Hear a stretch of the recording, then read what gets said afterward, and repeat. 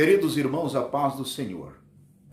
Pela graça do Senhor Jesus, nós estamos novamente entrando no seu lar através dessas redes sociais e para te transmitir a palavra do Senhor. Jesus continua sendo o mesmo, poderoso, atuante, aquele que nos livra, que nos protege, que nos dirige em todo o tempo. Mas é importante que nesse momento em que nós estamos vivendo, torna-se necessário nós demonstrarmos a nossa fé. Certa vez, um homem clamou dizendo: Jesus, tem misericórdia de mim. Todos nós sabemos o que aquele homem queria. E Jesus lhe pergunta: o que queres que eu te faça? Na verdade, Jesus sabia o que ele queria, mas ele espera que nós venhamos externar, expressar de todo o nosso coração a nossa real realidade e nossa real necessidade daquilo que precisamos. Deus sabe tudo ao meu respeito. Deus sabe tudo ao seu respeito. Mas é necessário que você, meu irmão, eu e você, venhamos abrir o nosso coração para Deus. Venhamos abrir a nossa vida para Deus. Para quê? Para que Ele possa nos atender, nos socorrer e estar ao nosso lado. Eu quero ler uma passagem bíblica que está aqui no livro, na carta aos Romanos. O apóstolo Paulo, escrevendo aos Romanos, ele mostra nos seus primeiros 3 capítulos de Romanos 3 grandes realidades. E essas realidades não são mais, nada menos do que a expressão da revelação de Deus para que eu e você tenhamos uma compreensão mais clara das coisas de Deus.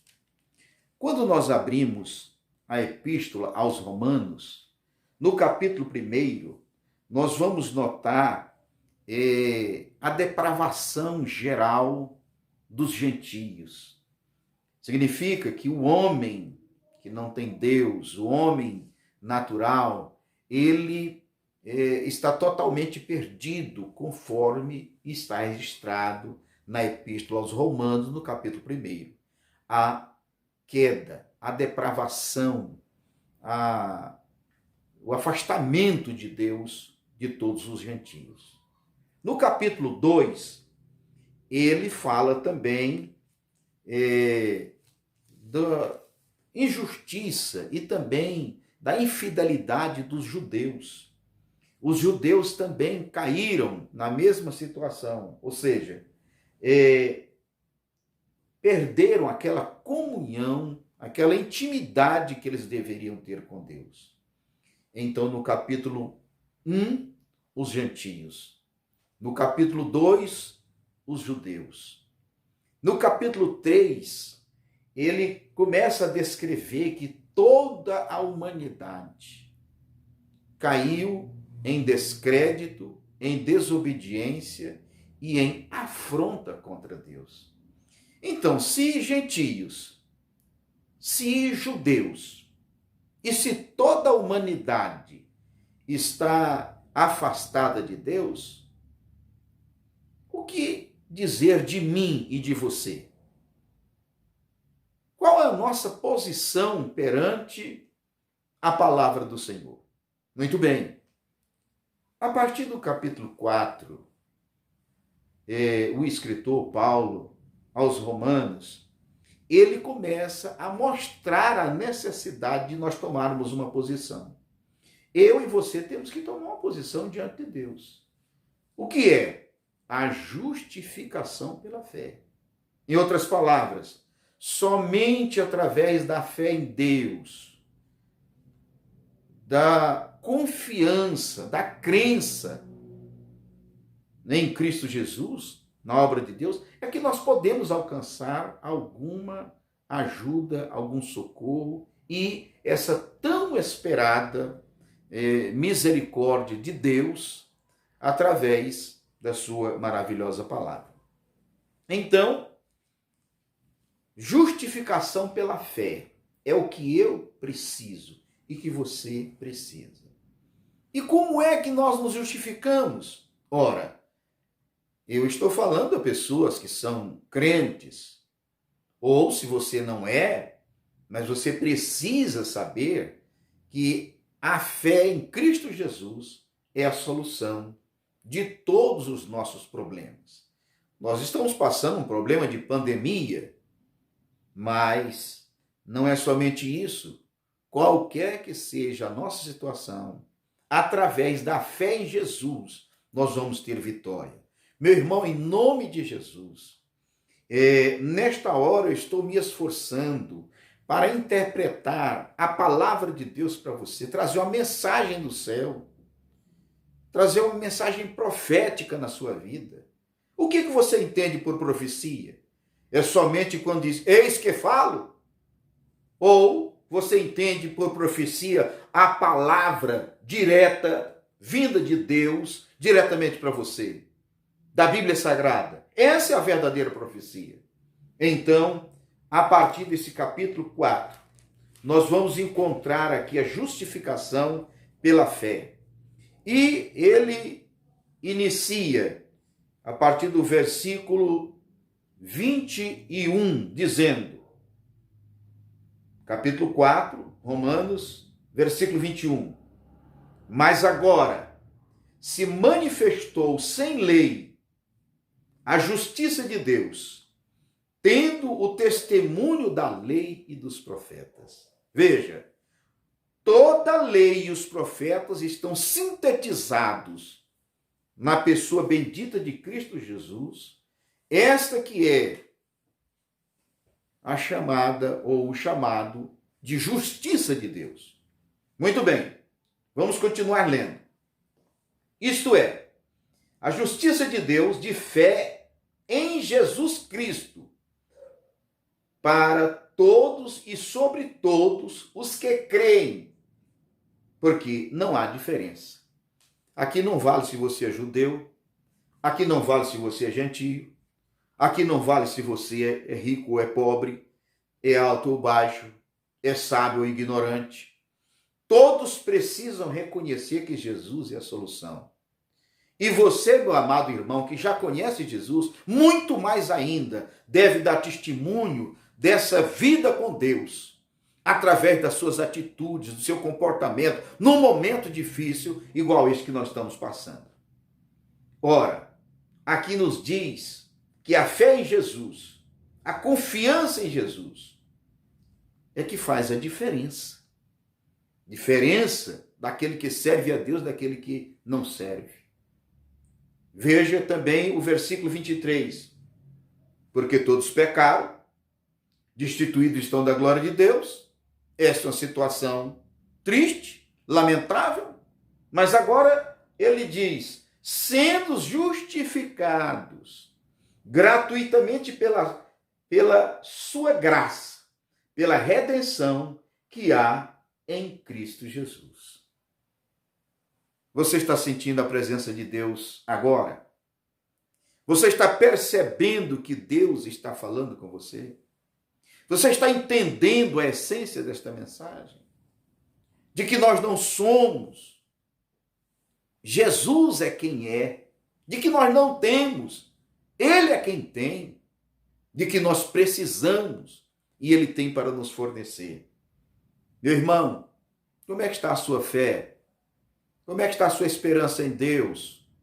Qual a sua posição em relação à obra maravilhosa que Jesus realizou lá no Calvário? Como está a tua confiança? Como é que está a tua alegria, tua intimidade com Deus? Como é que vai a tua fé? Você tem sido fiel? Você tem sentido a presença de Deus? Há alguma coisa impedindo agora o agir de Deus na sua vida? Enquanto vos ministro, o Espírito Santo trabalha no teu coração. Você precisa confiar, depositar, acreditar, depender inteiramente de Jesus. E isso através da oração, da consagração e do jejum. É momento da igreja dobrar os seus joelhos. É momento de nós estarmos clamando. É momento de nós estarmos tomando uma posição diante da realidade em que nós estamos, afastados de Deus. Falando no sentido geral, longe, mas agora em Cristo Jesus, temos chegado perto e pela sua graça, pela graça de Jesus, nós somos justificados. Oh, que maravilha! É quando nós começamos a meditar na palavra do Senhor e ela começa a se revelar ao nosso coração de uma maneira tão clara e tão nítida. Queridos irmãos, é tão bom quando nós estamos observando. Veja o que diz o versículo 28. Concluímos, pois, que o homem é justificado pela fé, sem as obras da lei. Você tem sido bonzinho? Você tem ajudado pessoas carentes? Isto é uma coisa muito boa. Isto é uma necessidade de todos nós. Mas a intimidade com Deus se alcança através da justificação que nos é dada através do sangue de Jesus, pela fé que nós depositamos nele. Agora eu te pergunto, você tem fé? Há uma expressão bíblica que diz que se tivermos fé, nós podemos transportar montes. A sua fé transporta montes. Pense nisso. A palavra nos diz: porventura, quando o Filho do Homem vier, achará fé na terra. Como é que está a sua fé? Uma das grandes dificuldades que nós estamos vendo na atualidade é a falta de fé daqueles que se dizem crentes. Por quê? Quando nós temos, às vezes, coragem de orar por uma pessoa que está no outro lado do mundo, coragem de orar por alguém que está internado, desenganado. Mas às vezes nós não temos coragem de orar por nós mesmos, pelos nossos problemas e pelas nossas dificuldades. Um casal que estava querendo se separar, a mulher me disse, a esposa me disse: pastor, eu creio que Deus pode tudo. Eu creio que Deus pode fazer alguma coisa. Eu creio que Deus pode mudar toda esta situação. Mas eu não acredito que Ele possa interferir ou ajudar no meu casamento. Eu não acredito que Ele mude o meu marido. Eu não acredito que Ele mude também o meu sentimento com relação ao meu marido. É assim que as pessoas estão. Acreditam num Deus de longe, mas nunca num Deus de perto. Nunca num Deus que é capaz de curar a sua enfermidade, o seu problema e lhe ajudar numa situação difícil. Meu irmão, como é que está a sua fé? Em quem você tem depositado a sua confiança? Você tem visto a graça de Deus? Nós somos justificados pela fé. Deus olha para nós e vê justo. E então Ele nos justifica através da obra de Cristo Jesus. Por isso Ele nos vê justo. E ela continua dizendo no versículo 29. Veja, antes de ler esta passagem aqui, eu quero te fazer uma pergunta. Você acredita que Deus nos ama do mesmo tanto que Ele ama a Jesus? Ou Deus ama Jesus mais do que a nós? Porque nós somos irmãos, somos co-herdeiros com Cristo. Ora, meu irmão, se do jeito que Deus ama Jesus, Ele ama a nós, porque esta é a realidade da palavra, Ele não vai te deixar desamparado, não vai te deixar esquecido, ele não vai te deixar distanciado da sua maravilhosa verdade. Veja o que diz, versículo 29. É porventura Deus somente de judeus? E não é também dos gentios? Também dos gentios, certamente. E se Deus é um só, que justifica pela fé a circuncisão, por meio da fé a incircuncisão, anulamos, pois, a lei de Deus pela fé? De maneira nenhuma. Antes, estabelecemos a lei. Ora, o que é que Deus pede de mim e de você? O que é que Deus tem para cada um de nós? Veja que ele não se identifica apenas com judeus. A Bíblia diz: amei a Jacó e aborreci a Esaú. Então Deus é partidarista? Deus gosta de uns e abandona outros? Não, meu irmão. Não é isso. Deus nos ama de maneira igual. É importante que você entenda o significado desta explicação. É importante que você entenda o significado da palavra. Deus amou o mundo, não é amou os judeus, não é amou os americanos e desprezou os africanos. Não existe isso na palavra de Deus. Deus ama todos iguais. E do mesmo jeito que ele ama a todos iguais, ele ama a mim e a você e a Jesus. E assim nós vamos sendo edificados, fortalecidos, abençoados, quando nós depositamos a nossa confiança inteiramente em Deus. Te anima, meu irmão. Deixa de moleza. Deixa de pensar que Deus se esqueceu, de que Deus está longe, de que Deus nos abandonou. Irmão, mas o que dizer dessa pandemia? De repente nós estamos igual Gideão, quando o anjo disse: o Senhor é contigo. Ele disse: como Deus é comigo, se nós estamos numa aflição dessa, os midianitas estão dominando tudo. Deus está conosco. Deus está aqui. Deus está presente. Deus não está longe, ele não abandonou, ele está olhando para mim e para você, esperando que nós tenhamos uma posição firme, uma decisão fiel de permanecer na sua presença. Mas é necessário levantar os joelhos desconjuntados, é necessário nós tomarmos força. A Bíblia diz: diga ao fraco, eu sou forte. É necessário, no momento desse, nós levantarmos a nossa cabeça e dizer: Jesus continua o mesmo, Deus está do nosso lado, Deus está na nossa vida, Deus não nos abandonou, mas Ele está olhando para cada um de nós. Não importa se somos gentios ou judeus, ou se estávamos longe, agora nós somos como que trazidos à presença de Deus, convidados à presença do Senhor, a participarmos deste grande banquete.